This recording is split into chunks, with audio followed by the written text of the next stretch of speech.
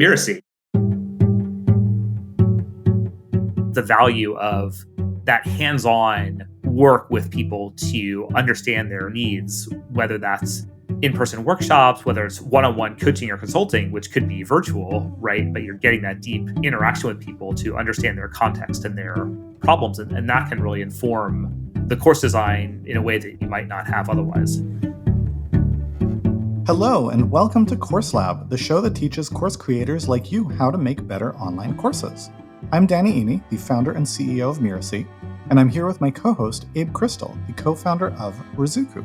Hey, Danny. In each episode of Course Lab, we showcase a course and course creator who is doing something really interesting with their course. Our guest today is Ian Roberts. Ian has been painting landscapes since he was 6 years old. 2 years ago, he brought his decades of experience to the digital space, and he's been teaching the art of painting online ever since. Welcome, Ian Roberts. Hi, Danny and Abe. I'm happy to be here. So, Ian, let's start with just the kind of 30,000-foot picture. Tell us about who are you and what do you do and how did you come to be doing it in general, and then how did it all come to online? Professionally, I've just painted all my life, and I couldn't always support myself through the sale of paintings, and so I taught workshops, which is pretty common. And most of them were outdoor landscape painting workshops, and I did it for over 25 years. But about 3 years ago, for a number of reasons, I realized I'd had enough, and it occurred to me I could do something online. I could start a YouTube channel because I talk on camera pretty well and express things pretty easily. And I just finished teaching a workshop in Provence, and I got this idea that I could pilot a course, and I just asked all the students in Provence, well, do you want to take a course? I'll make it, I'll kind of make it up as I go along and you can tell me what you think. And it was fantastic. It worked really, really well. And so that was an indication that I've got something that could work. And then it was like almost a year, I suppose, of actually crafting something that people would pay $400 or $500 for. And I went through that whole process of developing the course and launching the course, which was nerve-wracking. I had an insane number of students. I had about 1,200 people on a mailing list, and I had 120 people signed up. It was just unbelievable. And then I taught the course. Well, I'm going more than 30,000 feet. I guess to give you the whole overview here, I taught the course for, it was almost 8 months. It was in several sections. And that finished last December. And I was so wiped out that I didn't want to teach it again, for a while. So that's why I'm waiting now until January to launch again, because it's tiring. It's a lot of work. And I've been putting a YouTube video out every single week for 2 years. Next week will be a week 104. And I've never missed. And I've gone from from zero, really, when I started 2 years ago, to 65,000 subscribers now. And that's the people that I'm going to be talking to when I launch to say, are you interested in taking the course again? So we'll see how that turns out. So I'd love to hear, this was a very involved course. It was very hands-on. I'd love to hear what made it that way, what led you to be so exhausted. And you had such a great result with 1,200 people on an email list. Now you've got 65,000 people watching your videos. There's definitely the possibility that this next launch will be much bigger. How are you planning to manage that? Like, what are you going to do differently? Well, first off, 65,000 subscribers is not the same as 65,000 viewers. What I have is between 15 and 25,000 viewers per week, depending on whether I craft a good thumbnail and title and so on. It's a little nerve-wracking. When it was the difference between 700 and 900, I didn't really care. Now it feels significant. It feels like kind of a personal assault when they don't show up. But here was the thing. Because I didn't know how many people would turn up, I had no concept. I was thinking, God, maybe 10, 20, I don't know. I overpromised. I overpromised in saying that I would do individual critiques of all their work. I overpromised in saying that I'd do a 30-minute one-on-one with everybody in the course. And then I was doing the critique using short Loom videos and sending them to them. I was doing like 250 critiques a week. I mean, it was just, my wife called it the Loom Tomb, my studio out there. It was just, I promised it, I did it, but it was killing me. So the difference this time is that I've structured a program where the critiquing is going to be done by the students as it was done before, but I'm just removing myself and putting a video in there. But I'll be there every Saturday morning for the Zoom call to introduce the next week, because I actually find them kind of invigorating being on Zoom and talking to people. So that I don't find draining, but the critique was insane. And obviously one-on-one discussions with people was very valuable in terms of getting testimonials and so on. But, you can't do it once you've got who knows how many people. So I'm just trimming back what I would do on the next course that demands my time. So, I mean, you teach it's drawing and painting composition. It's a very visual and hands-on medium. I'd love to hear the logistics of how those critiques even worked, because, a lot of people would imagine this is the sort of thing, well, how can you give people feedback on their art in an online course? And I'd also love to hear, in this next iteration that you're planning, what is the configuration that kind of preserves that quality of feedback for people without taking all of your time? So I think the number one thing is that our Western representational tradition of art is based on a series of conventions, not rules, but conventions. Perspective, say, being one of them. And the way color, say, gets cooler and more distant and blue as it goes into the distance. So those are things that we can see. And so the structure of a painting, and as you say, it's a very graphic thing, and you can see exactly what you're looking at, and you can see what the problems are. And if you're trying to lead the viewer to something particular, like we'll call it the center of interest of the painting, and you've got distractions in other places on the piece of paper or on the canvas that take us away from that, my eye, if their eye doesn't, at least my eye sees it immediately. And I tell them. So that was simple to solve that problem, as you say, if I'm doing critiques for everyone. So it just means that using a buddy system where they have their own individual buddy each week that is critiquing the work with a series of very specific guidelines and a series of images from the past courses that illustrate those particular guidelines for critiquing the work, then they will get the experience of critiquing the work. But what I'm saying is the most important aspect of critiquing the work is that it brings you the tools to critique your own work, and you'll never be a painter until you fully understand your own self-sufficiency and trust your own instincts. I'd love to hear a little bit about the economics of the course, right? People paid you a certain amount of money. It took you this many minutes per week to provide a critique.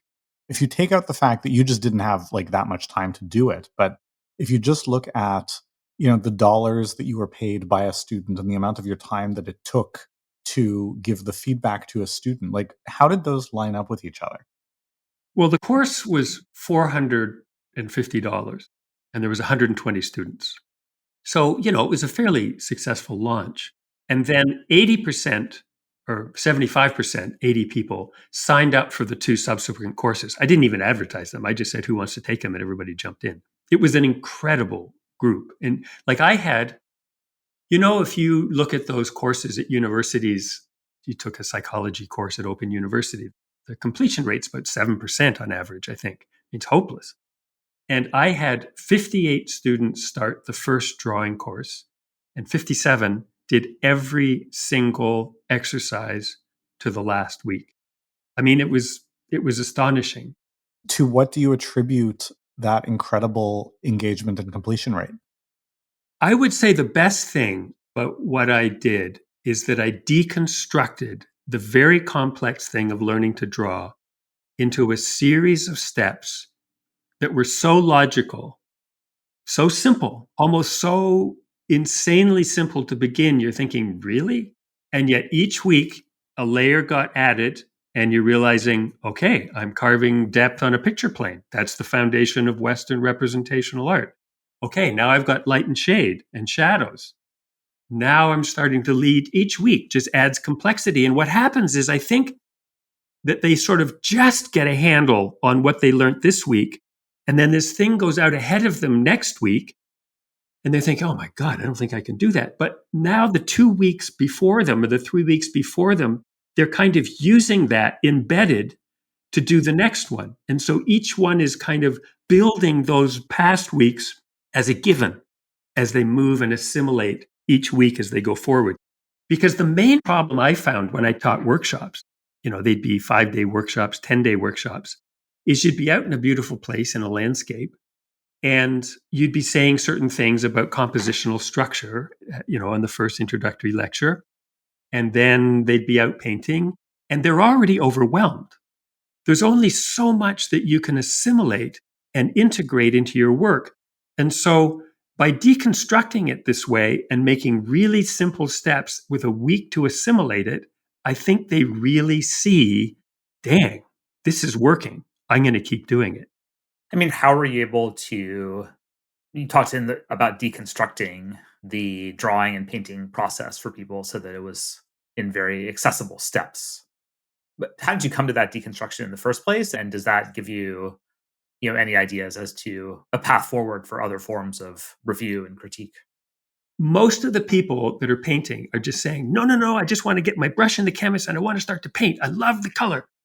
And that's a little bit like telling the builders to start building you the wall before you put in the foundation. I've dealt with the idea of what is the compositional structure and what is the simplest way, stripping it out, what is the simplest way to build that foundation so that you can start to hopefully, well, Abe, to your point, the problem with the course, and now I've got 50 students from that original 120 that are all on their own membership. I hardly even go now, once every 3 months. And they meet up on Saturdays and discuss, and they post work and they critique each other. They're still doing that. And some of that work is getting pretty good. I'm going to show some of that work when I sell the 2 advanced courses. Like, they're not clones of me. They're really starting to express themselves, and it's really getting to be very interesting work.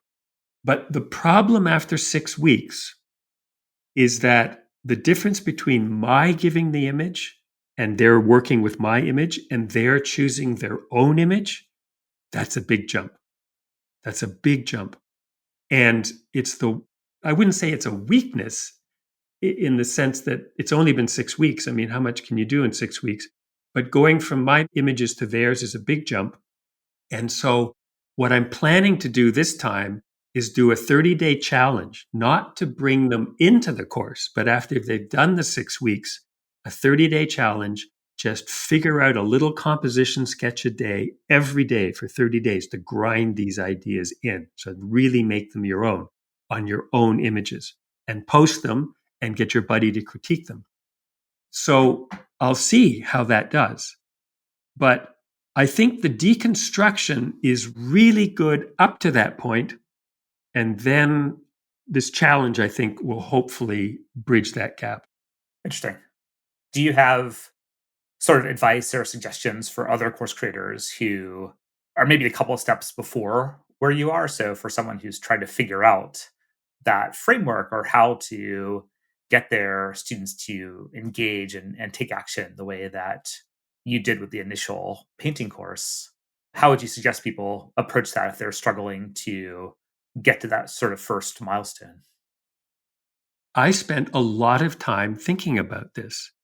And I think when I started deconstructing the course, the first thing I said is, well, sort of to the point I said before, if you're trying to understand all these ideas of structure and you're painting with color and brushes and outdoors in the landscape, and there's all these things going on, it's like a juggler with 8 bowling pins.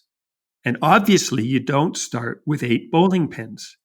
The truth is, you start juggling with 3 pins. And if you really want to learn to juggle, you learn to throw a ball so you're not looking at it and it lands in your hand. It's all the landing of the ball in your hand without looking. Because if you're chasing every single ball that's coming down, they're dropping on the ground. So it's almost like I went back to what is throwing one ball at a time and having it land in your hand so that that piece is solid, because that is the foundation of how every other part of juggling works, or in this case, how drawing works. And what it is, I mean, I'll just tell you how simple it is. It's learning to draw a series of marks on a page so that you create a flat mass of value, a flat mass of color. Most people say their drawings look like chicken scratches.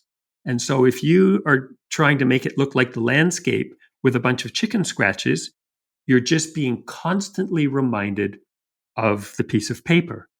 Whereas if you start laying some simple masses one next to the other, you very quickly start to create the illusion of things, objects in space.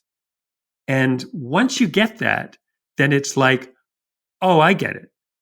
I see what we're doing here. And then we're adding the complexity to that. So I'm not sure that would help anyone else specifically, but in a general sense of how deconstructed the whole thing became to how simple the fundamental was to begin. That was great and super thorough. I don't have any other questions. Abe, is there anything else that you want to ask or explore? I don't think so. All right. Ian Roberts is an artist and educator who currently shares his tips and advice every week on his YouTube channel, Mastering Composition. You can find more about him and his programs on his website, ianroberts.com. That's Ian with an I, Roberts.com. Now stick around for my favorite part of the show, where Abe and I will pull out the best takeaways for you to apply to your course.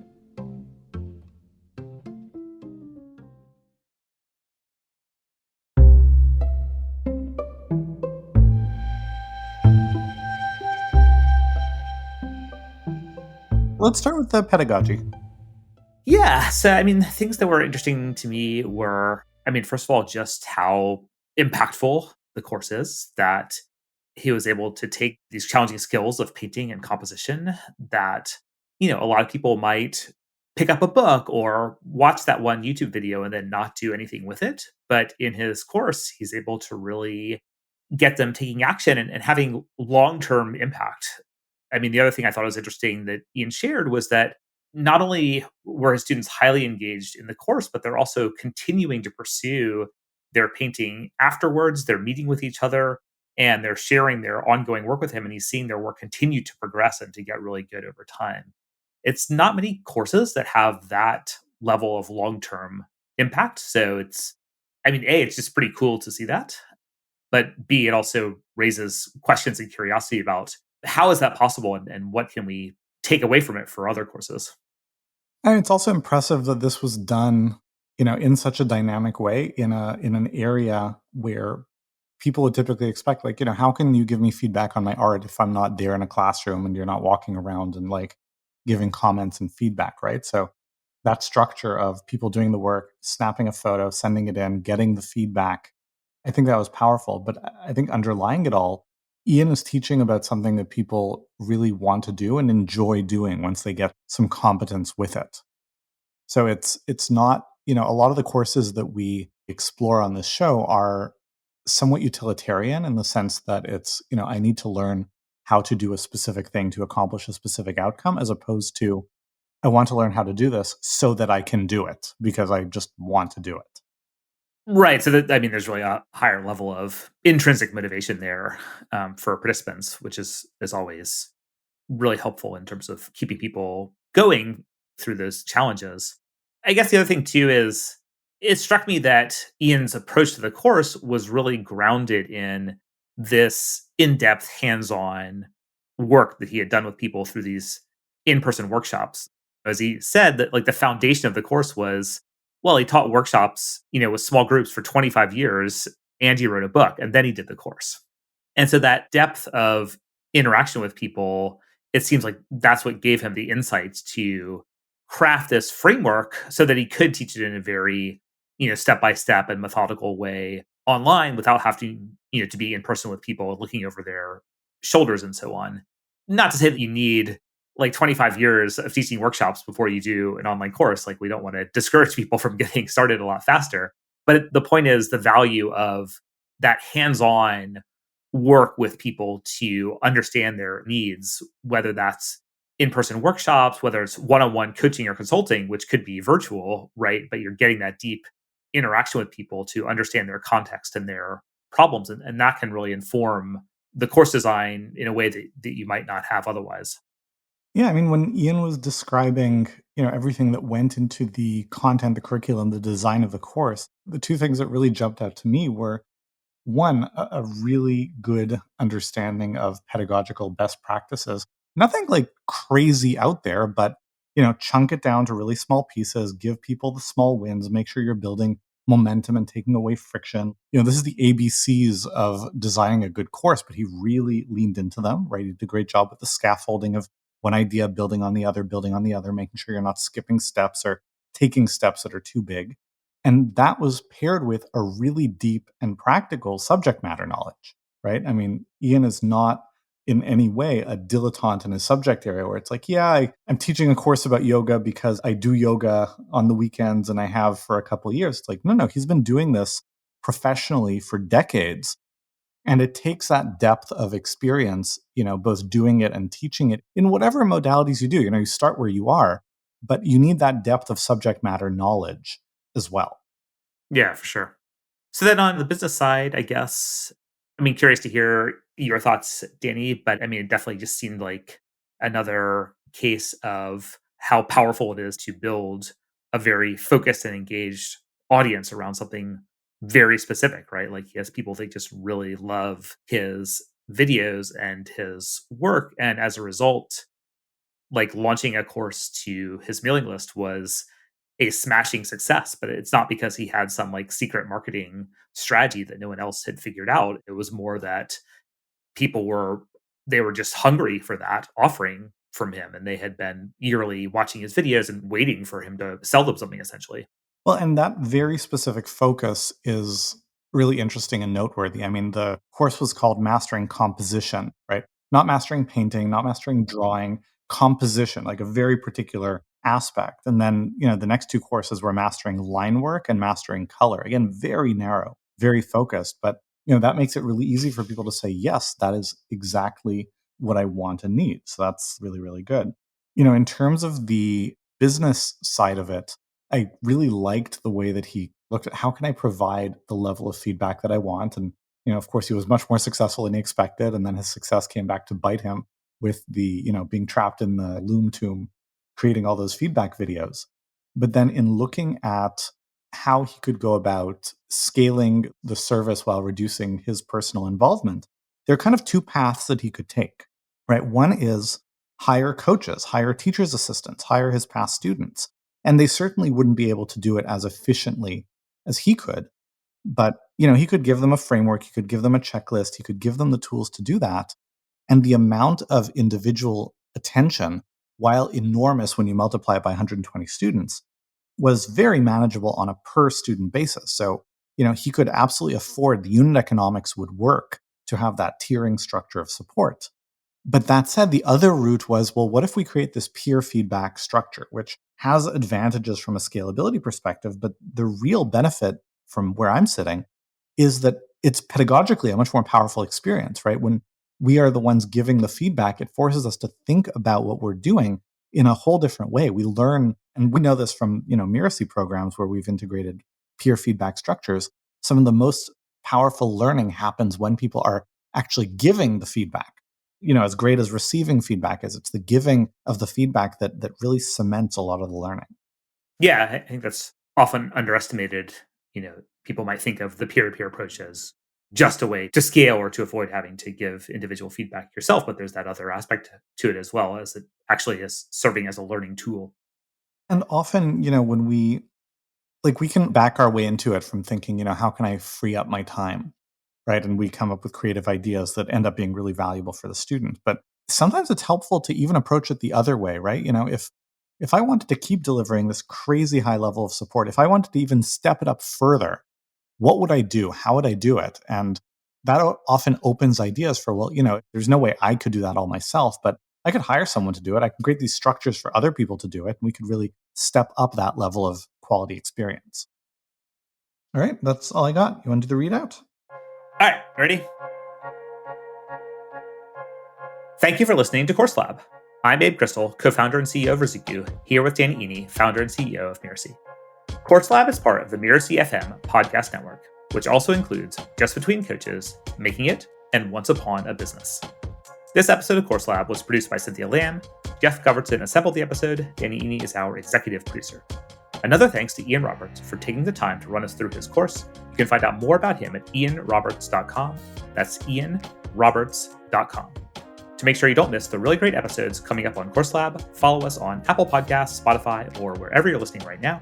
And if you like the show, please leave us a starred review. It's the best way to help us get these ideas to more people. Thank you, and we'll see you next time.